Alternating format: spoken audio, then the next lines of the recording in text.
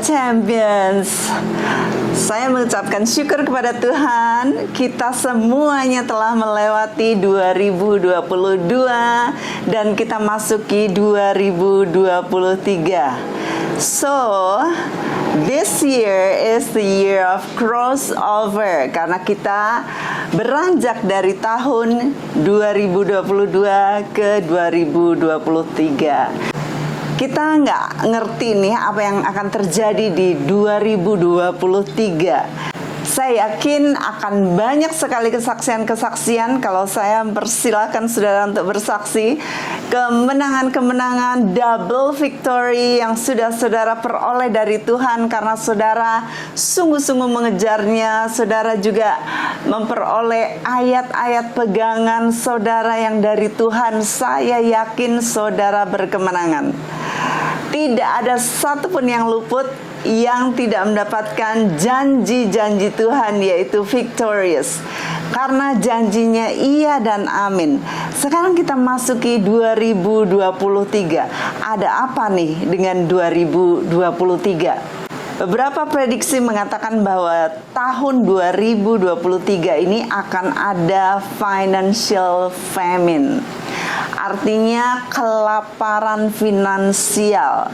Famine itu kayak mungkin zaman dulu itu di Sudan gitu ya, sampai kelaparan, sampai betul-betul kurus kering.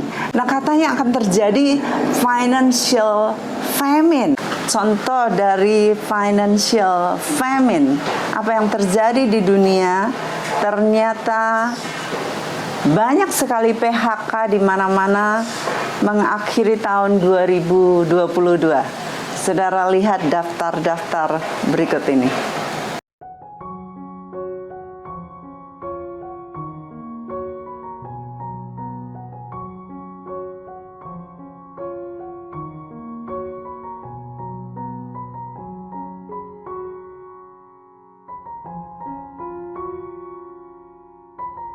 So, kita percaya bahwa this year is the global resetting buat kita semua. Ini tahun yang kita nggak bisa prediksi kayak tahun zaman dulu di bawah tahun 2020 ya. Tahun misalnya tahun 2010 sampai 11 sampai 12 kayak nggak ada perubahan, nggak ada bedanya dengan tahun-tahun sebelumnya gitu. Tetapi mulai tahun 2020, it's like, wow, uncertain. Kita nggak ngerti apa yang akan terjadi tahun besok, tahun 2021, tahun 2022. Tetapi kita yakin saat kita pegang janji Tuhan, saat kita sungguh-sungguh holding and swinging on the word of God, kita nggak mungkin akan seperti orang-orang lain yang mengeluh tentang hidup mereka, bisnis mereka, pelayanan mereka, dan sebagainya di luaran sana. Well, saudara, kalau ada global resetting, berarti ada sesuatu yang kacau mungkin dalam kehidupan saudara. Saudara mungkin dipindahkan kerja, saudara dikeluarkan dari pekerjaan, atau calon saudara tiba-tiba memutuskan saudara, atau saudara tiba-tiba harus pindah kota, atau saudara harus pindah ke luar negeri.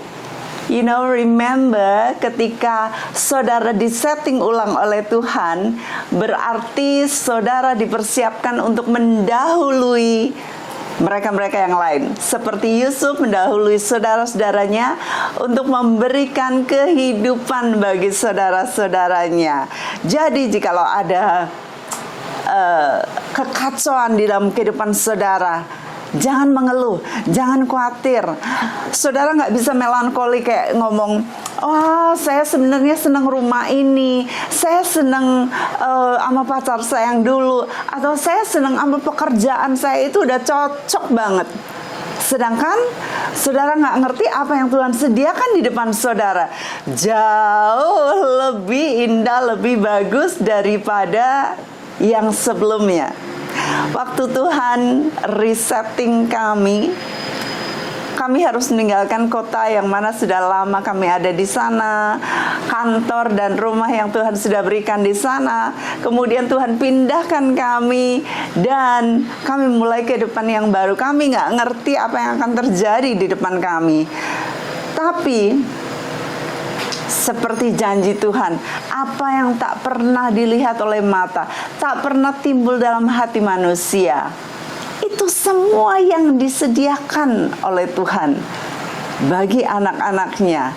Saya mengucap syukur di tempat yang baru, keadaan yang baru, indah sekali, jauh dari apa yang saya bisa bayangkan. Bahkan orang yang tinggal di Swiss aja sebagian besar belum tentu menikmati pemandangan hawa udara seperti yang dimana kami tinggal ditempatkan di tempat yang baru. So, saudara, Tuhan itu sedang orchestrating your life for the better. Kehidupan saudara sedang direkayasa sedemikian rupa oleh Tuhan. Dia sedang resetting kehidupan saudara. Jadi jangan khawatir jikalau tahun lalu yang belakangan baru aja saudara direkayasa, diacak sedemikian rupa oleh Tuhan. Ketahuilah bahwa Tuhan sedang mempersiapkan, orchestrating something greater, bigger, better. Sebagaimana kita tahu bahwa Tuhan tidak akan memberikan peperangan yang berat bagi tentara-tentara yang lemah. Ya, saya mengucap syukur mengetahui bahwa saudara-saudara adalah orang-orang yang kuat, tentara-tentara yang kuat, karena God gives hardest battles to His strongest soldiers. Great and tough battle is for great soldiers. Jadi, kalau saudara menghadapi sesuatu yang berat, yang keras dalam kehidupan, ketahuilah bahwa saudara adalah great soldiers. Saudara tough soldiers. So, sekarang, tahun 2023, Tuhan menaruh di hati saya mengenai Mazmur 23, Psalms 23. Kenapa Psalms 23? Ternyata kalau akan ada famine di keluaran sana, financial famine, kelaparan finansial yang begitu dahsyat, rupanya Tuhan sudah mengantisipasi. Tuhan sudah menjanjikan kepada kita bahwa Dia adalah gembala yang baik. So, kita tahu bahwa angka-angka yang terjadi dalam kehidupan kita maupun di dalam firman Tuhan nggak pernah meleset. Tuhan begitu baik, Dia sudah mengantisipasinya untuk kebaikan kita, anak-anaknya, domba-dombanya yang dikasihinya. Now, Psalm, Mazmur ini, Psalm artinya adalah praise, pujian dengan instrumen musik, ya. Psalm ini banyak sekali di-quote oleh Yesus sendiri. Karena Psalm, Mazmur ini mengacu kepada Yesus. Itu sebabnya saat Yesus berkhotbah, Dia banyak mengambil dari Mazmur ini. Psalm ini merupakan a book of comfort, ya. Comfort yaitu penghiburan, karena Raja Daud banyak sekali dia menuliskan di sana isi hatinya, keluhannya, struggle-nya, sukacitanya. Untuk itulah kita tahu bahwa Alkitab ini kitab yang jujur, kitab yang apa adanya, dan Psalm secara khusus merupakan a book of comfort. It's okay to be lonely. It's okay to have heartache. Kita sakit hati, kita kesepian dan sebagainya, merasakan ketakutan dan merasakan sukacita, dituangkan semuanya di dalam Mazmur ini.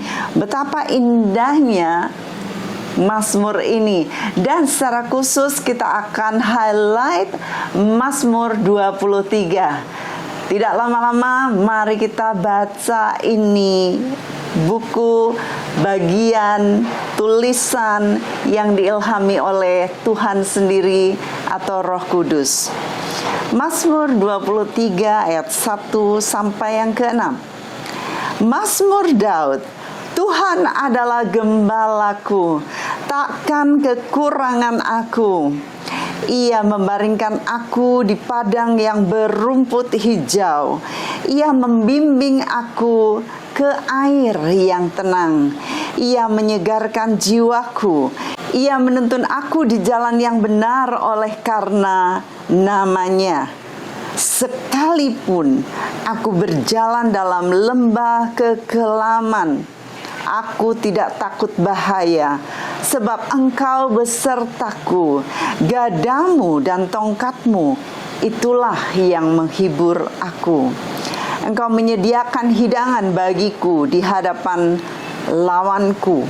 Engkau mengurapi kepalaku dengan minyak, pialaku penuh melimpah.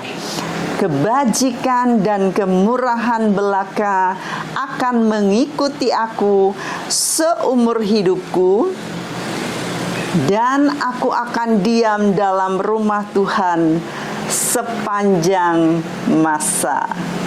Saudara, jadi ayat pegangan kita tahun ini ke depan, sepenuh tahun 2023 ini, yaitu Mazmur 23. Kali ini nggak ada yang bisa milih yang ini atau itu, ayat ini itu, tetapi kita semua dikasih pegangan sama Tuhan. Mazmur 23. Jangan lupa, seperti ayat double victory saudara, kali ini saudara harus menghafalkan, melafalkan, mendeklarasikannya setiap hari. Satu hari, satu kali, 1 sampai 6 ayatnya. Kalau misalnya saudara buru-buru atau saudara lupa, saudara besoknya didouble. Jangan sampai ada yang luput, karena ini secara rohani Tuhan mau menjagai kita, dan saat kita mendeklarasikannya, maka itu tergaung di alam roh, melingkupi kita, mengcover kita. Lalu pertanyaannya, kenapa di dalam Alkitab itu banyak simbol-simbol seperti binatang, kita dibilang seperti domba, ada yang dibilang seperti eagle ya, seperti Raja Wali, lalu seperti belajarlah kepada semut ya, lalu seperti singa. Mari kita baca hal ini dan kita akan mempelajari apa yang ada di hati Tuhan mengenai domba ini. Yesaya 53 ayat 6 dan 7. Kita sekalian sesat seperti domba, masing-masing kita mengambil jalannya sendiri. Tetapi Tuhan telah menimpakan kepadanya kejahatan kita sekalian. Dia dianiaya, tetapi dia membiarkan diri ditindas dan tidak membuka mulutnya, seperti anak domba yang dibawa ke pembantaian, seperti induk domba yang keluh di depan orang-orang yang menggunting bulunya. Ia tidak membuka mulutnya. Saudara, untuk mengerti metafor atau perumpamaan kiasan mengenai domba ini, kita harus berpikir seperti domba atau seperti gembala. Kita sendiri mungkin nggak pernah mikir hal ini, tapi bagi saudara-saudara yang sudah punya anak, saudara-saudara yang punya gereja, punya komunitas, tentunya saudara sudah tahu bagaimana menggembalakan domba-domba yang Tuhan percayakan kepada saudara. Nah, saya sendiri mempelajari apa sih yang dimaksud dengan domba ini. Kenapa kok kita rasanya lemah sekali seperti domba? That's right. Kita akan mempelajari hal ini supaya kita mengerti maksud daripada tulisan Raja Daud yang adalah seorang gembala dari domba dan yang diinisiasi oleh Tuhan sendiri yang adalah gembala yang baik. Pertama, domba itu tidak memiliki sense of direction. Sheep have no sense of direction. Dia tidak ngerti arah. Sebagaimana yang kita baca baru saja, kita sekalian sesat seperti domba, masing-masing kita mengambil jalannya sendiri. Disinilah kita mengerti bahwa domba itu have no sense of direction. Yang kedua, Sheep are defenseless. Domba ini pasrah, saudara. Nggak bisa membalas, nggak bisa menyerang. Kita diumpamakan seperti ini. Terhadap musuh-musuh, kita nggak tahu bagaimana nyerang balik. Kita pasrah, kita membutuhkan gembala yang akan menolong dan mimpin kita. Yang ketiga, sheep can't get up without help. Lucu sekali kalau domba ini mulai main-main, kemudian dia miring dan kemudian dia terlentang. Dia ternyata nggak bisa berdiri sendiri, saudara. Dia harus ditolong. Sebagaimana kalau kita jatuh, hanya Tuhan yang bisa nolong kita. Kita jatuh dalam dosa, dalam kehidupan kelam. Siapa yang bisa nolong kita kalau bukan Tuhan? He's our rescuer. He is our good shepherd. Berikutnya, yang keempat. Sheep are emotional. And they can hear, they recognize the shepherd's voice. Jadi domba ini rupanya sangat penuh perasaan.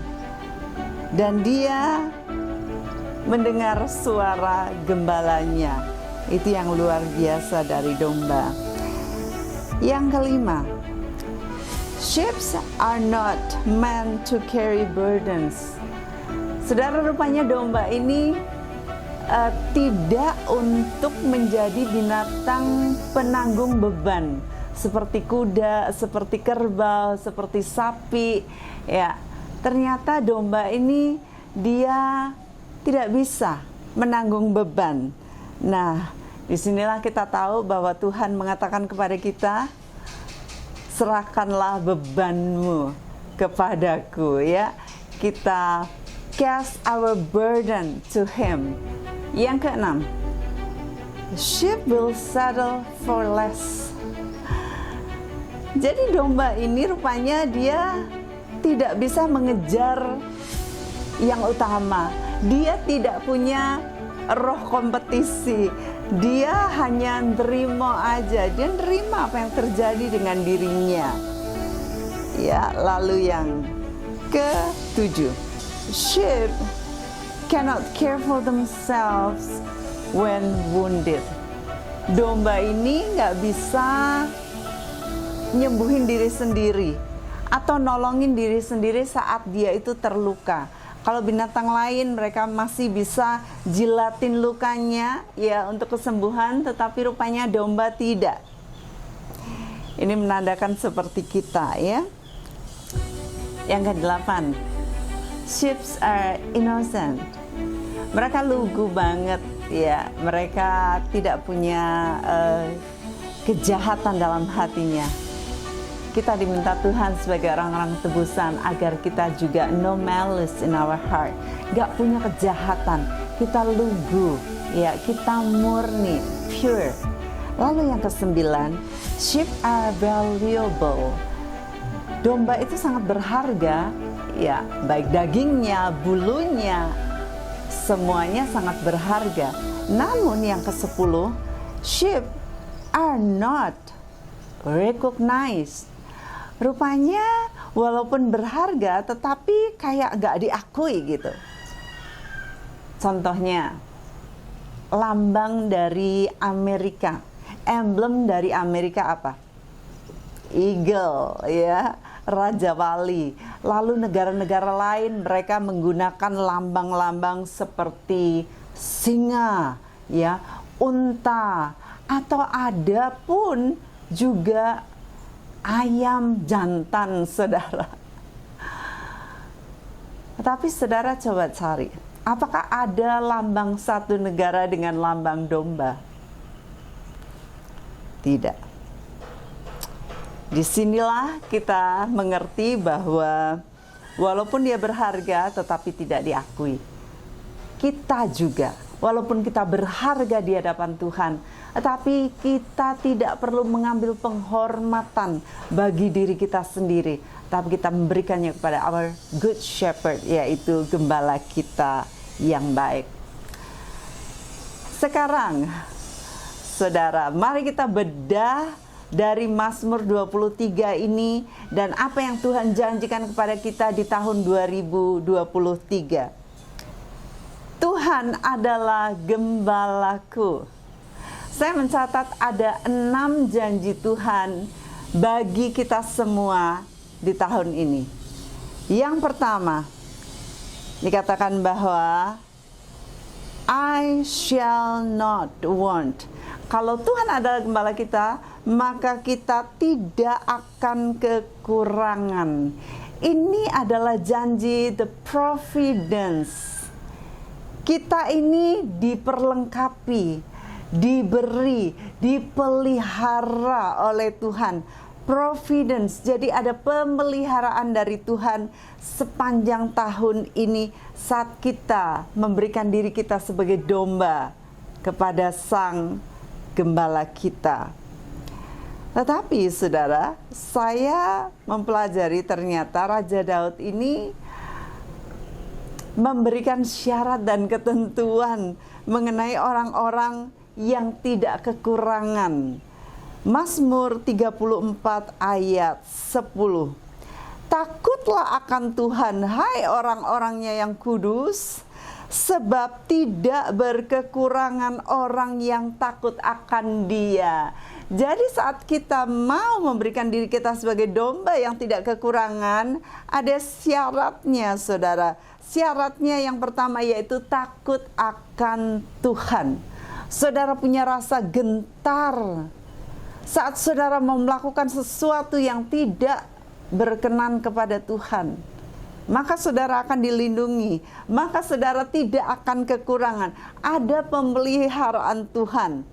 Dan yang kedua, Mazmur 34 ayat 11, singa-singa muda merana kelaparan, tetapi orang-orang yang mencari Tuhan tidak kekurangan sesuatu pun yang baik. Yang kedua, syarat dan ketentuannya adalah mencari Tuhan. Carilah Dia, maka Dia akan berkenan ditemui. Kita mencari Dia sungguh-sungguh. Kita gentar takut akan Tuhan di dalam kehidupan kita. Di saat kita mau melangkah ke jalan yang salah, kita gentar, lalu kita cari tuntunannya, maka Tuhan akan menolong kita. Ya. Berikutnya, He makes me lay down in green pasture. Dia membaringkan aku di padang yang berumput hijau. Saudara, rupanya domba ini nggak biasa duduk. Harus didudukan di rumput yang hijau. Saudara, ini bicara juga mengenai providence, pemeliharaan Tuhan. Lalu yang berikutnya, He leads me to the quiet water. He restores my soul. Ia membimbing aku ke air yang tenang. Ia menyegarkan jiwaku. Domba ini nggak akan minum kalau airnya nggak tenang, saudara. Jadi gembala akan menenangkan dahulu air-air yang akan mereka minum, dan kemudian domba-domba akan digiring ke air yang tenang untuk mereka mendapatkan kelegaan. Kita membutuhkan ketenangan, kelegaan. Kita membutuhkan ketenangan agar saat kita minum dari air kudus Tuhan, minum firman Tuhan, maka kita akan mendapatkan kelegaan. Yang pertama yaitu the providence of God. Yang kedua, kita akan baca dari ayat 3b. He guides us in the path of righteousness for His name's sake. Ia menuntun aku, di jalan yang benar oleh karena namanya. Berarti Dia menuntun kita ke jalan yang benar. Berarti ini the purpose of God. Tuhan punya tujuan dalam kehidupan kita. Kita dituntun ke jalan yang benar, saudara, oleh karena namanya. Jadi dikatakan bahwa jikalau Dia menuntun kita di jalan yang benar oleh karena namanya, it means He focuses on the character building. Dia menuntun kita di jalan yang benar. Karena kita sebagai domba nggak tahu jalan yang benar yang mana. Itu sebabnya Dia yang menuntun kita. Kebenaran. Dia fokus kepada karakter kita agar kita tidak melakukan kesalahan-kesalahan. Ayat-ayatnya bagaimana Dia menuntun kita dengan cara apa? Mazmur 119 ayat 105. Firman-Mu itu pelita bagi kakiku dan terang bagi jalanku. Saat ada firman hari-hari di dalam kehidupan kita, kita mengecap firman, kita mempelajari firman, kita membaca firman, kita mendengarkan firman, maka firman itu akan menjadi pelita di kaki kita agar kita tidak tersandung di dalam kesalahan. Tetapi Dia rindu agar kita berjalan di dalam terang, dan terang bagi jalanku. Yang berikutnya, Yesaya 48 ayat 17 sampai ke 18. Beginilah firman Tuhan penebusmu yang maha kudus, Allah Israel. Akulah Tuhan Allahmu yang mengajar engkau tentang apa yang memberi faedah, yang menuntun engkau di jalan yang harus kau tempuh. Betapa indahnya. Dia mengajarkan kepada kita tentang apa yang memberi faedah, keuntungannya buat kita, saudara. Dan Dia menuntun kita di jalan yang harus kita tempuh. Dia sendiri yang menuntun kita ke jalan yang benar. Ayat 18. Sekiranya engkau memperhatikan perintah-perintahku, maka damai sejahteramu akan seperti sungai yang tidak pernah kering. Dan kebahagiaanmu akan terus berlimpah seperti gelombang-gelombang laut yang tidak pernah berhenti. Look at that. Saat kita memperhatikan perintah-perintahnya, kita mendapatkan damai yang seperti sungai, nggak pernah kering. Kebahagiaan kita juga terus akan berlimpah, bergelombang-gelombang datang, nggak pernah berhenti. Itu luar biasanya saat kita tahu the purpose of God. Kita berjalan di jalan yang benar. Lalu yang ketiga, yaitu kita baca dari ayat 4a. Even though I walk through the valley of the shadow of death, I fear no evil, for you are with me. Sekalipun aku berjalan dalam lembah kekelaman, aku tidak takut bahaya sebab Engkau besertaku. Di dalam ejaan lama, sekalipun aku berjalan dalam lembah bayang-bayang maut, ya saudara, Dia beserta dengan kita. Kita tidak perlu takut. Jadi yang ketiga ini janji Tuhan adalah janji, the promise of God. Dia berjanji kepada kita bahwa sekalipun apapun yang menimpa kita, kita nggak takut. Bahkan dikatakan bahwa lembah bayang-bayang maut atau lembah kematian adalah hanya shadow, bayang-bayang saja. Jadi kematian itu merupakan bayang-bayang. Banyak orang yang takut mengenai kematian. Tetapi kalau kita mengerti bahwa di dunia orang mati pun Dia ada di sana bersama dengan kita, sesungguhnya kematian itu hanya merupakan shadow. Mazmur 139 ayat 7. Kemana aku dapat pergi menjauhi roh-Mu? Kemana aku dapat lari dari hadapan-Mu? Jika aku mendaki ke langit, Engkau ada di sana. Jika aku menaruh tempat tidurku di dunia orang mati, di situ pun Engkau. Jika aku terbang dengan sayap fajar dan membuat kediaman di ujung laut, juga di sana tangan-Mu akan menuntun aku dan tangan kanan-Mu memegang aku.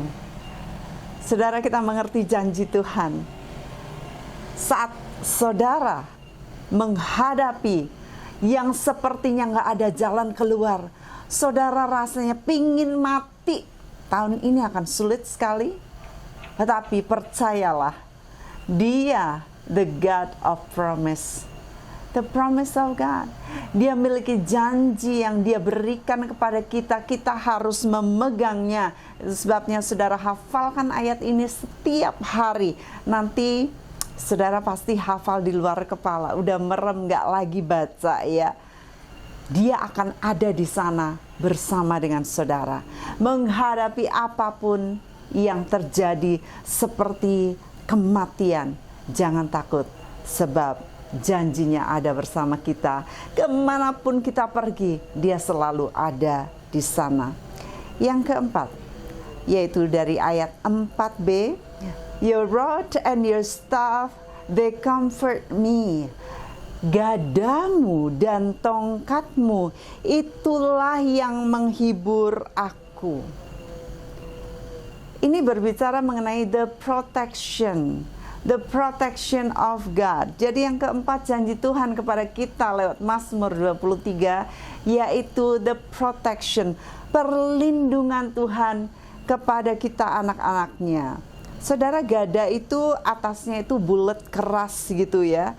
Ini biasanya untuk menghalau atau membunuh musuh-musuh dari domba-domba itu. Daud, dia menggunakan gada untuk melawan singa dan beruang saat mereka mendekat kepada domba-dombanya hendak mencabiknya. Lalu tongkat, yaitu staff, tongkat itu atasnya melengkung. Nah, itu untuk narik domba yang nakal. Domba masih kecil, mereka mau pergi ke jalannya sendiri ya. Sebagaimana tadi kita telah membaca dari Yesaya bahwa kita masing-masing mau pergi ke arah yang kita mau sendiri, tetapi gembala itu akan menariknya dengan tongkatnya agar kita dituntun ke jalan yang benar. Kadang-kadang kita ini harus dipukul, kita ini harus ditarik, kita ini harus dipatahkan kakinya. Dengar-dengar ya, gembala-gembala yang melihat dombanya itu benar-benar lari, suka pergi menyendiri, suka hilang. Dia harus mematahkan kakinya dan menggendongnya di pundaknya, tetapi kemudian dia akan membalut kakinya. Supaya apa? Suatu hari dia akan mengingat ini dan tidak akan pernah lari ke jalan yang salah. Ibrani 12 ayat 11, memang tiap-tiap ganjaran pada waktu ia diberikan tidak mendatangkan sukacita tetapi duka cita. Tetapi kemudian ia menghasilkan buah kebenaran yang memberikan damai kepada mereka yang dilatih olehnya. Jadi kalau kita diganjar oleh Tuhan, saudara, dipukul, ditarik dengan tongkatnya saat kita ini melenceng di jalan yang salah. Ketika kita harus dipukul Tuhan lewat evangelis apa aja, lewat evangelis pencuri, lewat evangelis kekurangan, lewat evangelis hutang, lewat apa saja ya, kita tahu bahwa saat itu mendatangkan duka cita, tetapi tidak terlalu lama.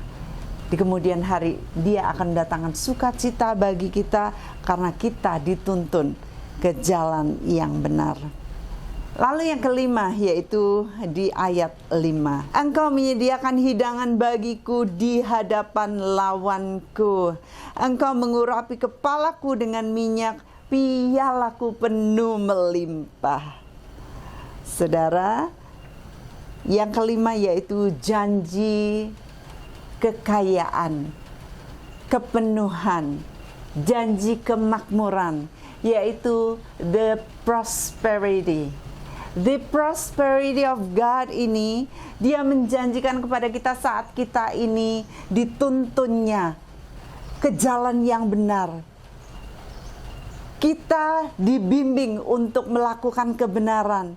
Kita disediakan semua apa yang kita perlukan.